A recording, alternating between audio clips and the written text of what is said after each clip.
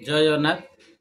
आज आम कौन सी विषय तो कथा हबार ना से थट्टा मजा करवा देखिए कौन चली सिचुएसन। काली मु देखुली आमर ये जो कुकुर अच्छा गोटे संघ अच्छी छोटिया संघ रेजिट्रेसन करना संघ अच्छी काली संघर जहाँ कथबार्ता से विषय नहीं कथबार्ता काली एक्चुअली कौन है जहाँ शुणिली से आलोचना से विषय को कहूँ गंभीर आलोचना थिला या जे सरकार एबे नोटिफिकेशन जारी कर दी बंध्याकरण कुकुर बंध्याकरण देशी कुकुर बंध्याकरण कहीं विदेशी कुकुर तो बंध्याकरण करें सी सब घरे अच्छा क्या घरे पशिजे मैंने तो सी कुकुर बाड़िया हो तेणु जो देशी कुकुर बाहर बुलूँ से बंध्याकरण सरकार एवं नोटिफिकेशन जारी कर बहुत शीघ्रता आरंभ हो कारण कुकुर मान जनसंख्या अहेतुक भाव वृद्धि पाइबार लगी जहाद्वारा साधारण जनता अत्यंत खराब परिस्थिति पड़ुंट क्या कुकुर टाणीदेला क्या कामुड़ी पकाउछ एक्सीडेंट हो समस्त विषय को दृष्टि रखी सरकार यही व्यवस्था कर कुकुर मानकर पुनः बंध्याकरण व्यवस्था करा काली जो विषय आलोचना है मुख्यतः से दुई तीन विषय को नहीं आलोचना करते।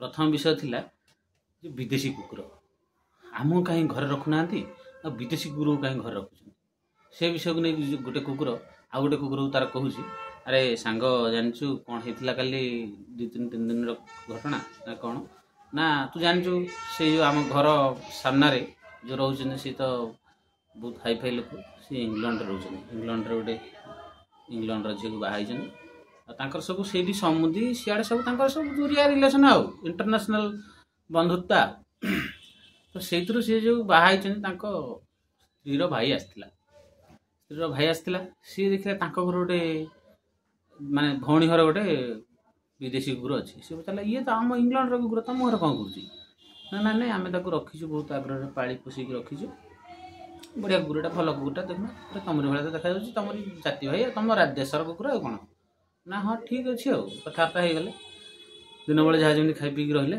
सन्ध्या है जमी शला भिणे आ विदेशी कुकुर तीन जन बाहर इवनिंग वाक जाऊ जाऊका बाटर से इंग्लैंड लोक जन कहला अरे भाई गोटे कथा कही खराब होनी सी इंग्लीश कही मत तो इंग्लीश आसुनी मुझे कौन इंग्लीश कहीपरि कि ये कुकुर कहूँ आ गोटे कुकुर को ना हाँ तू कह इंग्लीश कहला तू ओडिया कह सी ये कुकुर कहूँ जे आम घर मालिक को ता शला कहला गोटे कथा कही खराब होनी ना ना कौन कुह इंग्रेज मानक बहुत खराब भाविला से तुम प्रति बहुत अन्याय अत्याचार कले तेणु आंदोलन कर गोड़े तोड़े बाड़े 12 नई 13 दरिया डैम पारा करदेला इंग्लैंड से पड़े पलि गले कुकुर को आनी तुम घर रखुच तो ईशाण कोण बुले दे बोले छाड़ तो कौटी शुआच आम से कहबूनी कि तथापि तुम कौ परिस्थिति रखीच मु देखला तो सेवा तो जमी भगवान सेवा कला भाया कर तुम इंडियन माने इंडियन ही रही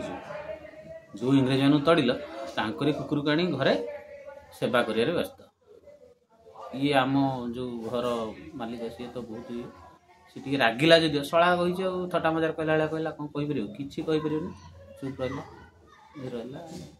यह हूँ परिस्थिति ना रे भाई यहाँ तो सत कथा इंग्रेज मान कुकुर तो आणिकी पाले भारतीय मान के चिंता कर भारतीय कुकुर को नहीं इंग्लैंड को इंग्रेज के पालिबार छाड़ बाड़े की मारदे से आम भर कहीं पड़े ना हाँ यहाँ तो आम परिस्थिति दुर्भाग्य इंडिया आम जन्म होइछे माने कुकुर हो भारी दुर्भाग्य इंग्लैंड कुकुर हो जन्म होता भाई तो विश्वास करूनी छाड़ा छाड़ा कहबेनि तू जानी कहीकि लाभ ना छाड़ से सब विषय जहाँ है एवं आमर बंध्याकरण विषय जो सरकार द्वारा चली आलोचना कर ना रे भाई आलोचना कौन करवा आम वर्ष को थरे मात्र पाचे उपभोग कर व्यवस्था अच्छी भगवान आमको ସେଇଟା ଏବେ ସେମାନଙ୍କ ଆଖିରେ ଯାଉନି ତାକୁ ବନ୍ଦ କରିଦେବା ପାଇଁ ଏମାନେ ସିଷ୍ଟମ୍ କଲେଣି ଆଉ ଦୁଃଖ କ'ଣ କହିବା ଦୁଃଖ ବୋଲି କିଛି ନାହିଁ ଯାହା ହବ ହବ ନା ରେ ଭାଇ ଆମ ପପୁଲେସନ୍ ବଢ଼ି ଯାଉଛି ଏମାନେ କହୁଛନ୍ତି ଆମର ପପୁଲେସନ୍ କେତେ ବଢ଼ି ଯାଇଛି ଆଉ ସେମାନଙ୍କ ପପୁଲେସନ୍ ବଢ଼ୁନି ନା ରେ ଭାଇ ସେମାନଙ୍କ ପପୁଲେସନ୍ ବଢ଼ିଲେ ଆମେ କ'ଣ ତାଙ୍କୁ କହିପାରିବୁ ଭାରତରେ ଗାନ୍ଧୀ ପରିବାର ଯାହା କଲେ ବି ତାଙ୍କୁ କେହି କହିପାରିବେ ଆଉ ଆମ ପଶୁ ପକ୍ଷୀ ଯେଉଁ ଜୀବଜଗତ ସମାଜରେ ମଣିଷ ଯାହା କରିବ ତାକୁ ଆମେ କେହି କିଛି କହିପାରିବାନି ताकू कहवा माने विपद को डाक तेणु जदि से बंध्याकरण करतु जदि मारी भी देवे मारी दिंतु ସେମାନେ ବର୍ଷ ସାରା ଉପଭୋଗ କରନ୍ତୁ, ସେଥିରେ କଥା ନାହିଁ। କିନ୍ତୁ ଆମେ ଯେଉଁ ଗୋଟେ ଦିନ କି ନହେଲେ ବର୍ଷକୁ ଗୋଟେ ଥର ବି ଉପଭୋଗ କରୁଛୁ, ସେଇଟା ଆମର ଅଧିକାର ନାହିଁ। ଏଇଟା ତୁମେମାନେ ବୁଝିଯାଅ। ନା ହଁ ଆଉ ବୁଝିବୁ ନା, ଆଉ କ'ଣ ହେଲେ ତ ସମସ୍ତଙ୍କୁ ହେବ ଆଉ। ନା ହଁ ହଉ, ମୋର ତ ବୟସ 12 ବର୍ଷରୁ ଏଠି 8 ଗଲାଣି, ଆଉ 3-4 ବର୍ଷ ଗଲେ ଗଲା। ତୁ ସତର୍କରେ ରହ, ଲୁଚିକି ଥିବୁ ଯେଉଁଦିନ ଆସିବେ ଜାଲ ଧରିକି। ନହେଲେ ତୁ ତ 3 ବର୍ଷ ଏବେ ହେଇଛି, ଆହୁରି 9 ବର୍ଷ ତୋର ଯିବ, ସେମିତି ରହିବୁ। ନା ହଁ ଏଇଟା ତ ଦୁଃଖଦାୟକ, ଦେଖିବା ମୁଁ ଚେଷ୍ଟା କରିବି ଲୁଚିବାକୁ। କ'ଣ ଛାଡ଼ିବେ ତୁ ଭାବୁଛୁ? 2 ପଟୁ 4 ପଟୁ ଜାଲ ପକେଇକି ମାଡ଼ି ବସିବୁ, ନେଇକି ପଳେଇବେ, ଇଞ୍ଜେକ୍ସନ୍ ଫିଞ୍ଜେକ୍ସନ୍ ଦେଇକି କ'ଣ କରିକି ଆଣି ଛାଡ଼ିବେ, ତ ଅବସ୍ଥା ନାହିଁ। ନା ଏସବୁ କାମ ପାଇଁ ଆମେ ବି ଦାୟୀ ରହୁଛେ। କେମିତି ଦାୟୀ ରହୁଛେ? ଗୋଟେ କୁକୁର ଆଉ ଗୋଟେ କୁକୁରକୁ କହୁଛି, କେମିତି ଦାୟୀ ରହିଲେ?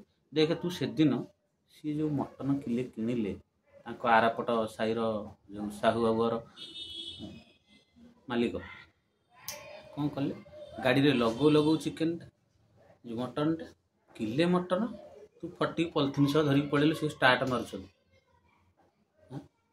ତାଙ୍କ ଆଖି ପିଛୁଡ଼ା ତୁ ତ ଖାଲି ମଟନ ନେଇକି ଗଲୁ, ତାଙ୍କ କଲିଜାଟା ନେଇକି ପଳେଇଗଲୁ। କେତେ ଦୁଃଖ ହେଇଥିବ ସେଦିନ ଜାଣିଛୁ? ଶୁଣେ, ତୁ ଏଇଟା ମୋ କଥା କହିଲୁ, ତୋ କଥା ଭୁଲିଗଲୁ କି? ସେ ଛୋଟ ଛୁଆଟା ଏଡ଼ିଟିଏ, ତା ବାପା ଦେଇକି ଗଲା ବରା ଘୁଗୁନି ନେଇ ଘରକୁ ଯା। ସେ ଘରକୁ ଧରିକି ପହଞ୍ଚିବ, ତୁ ଏମିତି ବାଗରେ ନେଲୁ, ସିଏ ପଲିଥିନ୍ ଧରିଛି, ବରା ଘୁଗୁନି ନାହିଁ, ତା ବାଟରେ ସିଏ ତ ଘରକୁ ଗଲାବେଳୁ ନାହିଁ। କ'ଣ କୁକୁର ନେଇକି ଗଲା? ଏଇଟା ଧର୍ମ ସହିବ? ତମମାନଙ୍କର ଏଇ ଯେଉଁ ତା ହାତରୁ ଛିଡ଼େଇବା, ଝିଙ୍କିବା ଯୋଗୁଁ ଗଲା। ଖାଲି ସେତିକି ନୁହଁ, ଛୋଟ ଛୁଆ ଦେଖିଲେ ତୁମମାନେ କ'ଣ କରୁଛ? ପୁରା ମାଡ଼ି ବସୁଛ ଝାମ୍ପି। ତୁମମାନଙ୍କୁ ଆଉ ଅପରେସନ୍ କରିବେ ନା, ଆଉ କ'ଣ ଛାଡ଼ିବେ? ତୁମକୁ ପୃଥିବୀକୁ ଆଣିବାଟା ଭୁଲ, ତୁମ ବାପା ମାଆଙ୍କର ଭୁଲ। ତୁମେ ଯଦି ଭଲରେ ରହିଥାନ୍ତ, ତାଙ୍କ ଚୋର ଜଗିଥାନ୍ତ, ଠିକ୍ ଠାକ୍ ଥାନ୍ତ, ଅତି କମ୍ରେ ତୁମେ ଭଲରେ ଥାନ୍ତ। ଏଇ ତୁମରି ନା, ଆରେ ଭାଇ ସମସ୍ତେ ନୁହଁ, ଆମ ଭିତରୁ କେତେଟା ଆମେ ଏମିତି କରୁଛେ ନା। କିନ୍ତୁ ଆମ ଯୋଗୁଁ ଯେଉଁମାନେ ନୂଆ ଜନ୍ମ ହେଇଛନ୍ତି, ବର୍ଷେ ହେଇନି, ସେମାନଙ୍କର ବି ଭାଗ୍ୟ ସୂର୍ଯ୍ୟାସ୍ତ ହେଇଯିବ, ଜାଣିଛ ନା? କ'ଣ କରିବା ଆଉ? ତୁମେ 2-3 ଜଣଙ୍କ ପାଇଁ ତ ସବୁ ହେଉଛି, 2-3 ଜଣ ନାହିଁ, ସାମୂହିକ ଭାବେ ସମସ୍ତେ ଦାୟୀ।